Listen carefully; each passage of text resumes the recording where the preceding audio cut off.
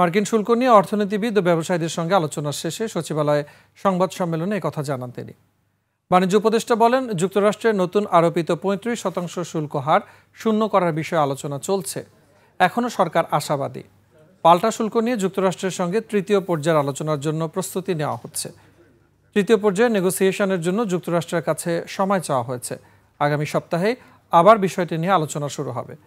বাংলাদেশও তার সক্ষমতা ও প্রতিযোগিতা বজায় রেখে যুক্তরাষ্ট্রের বাজারে ব্যবসা চালিয়ে যেতে পারবে বলে আশাবাদী।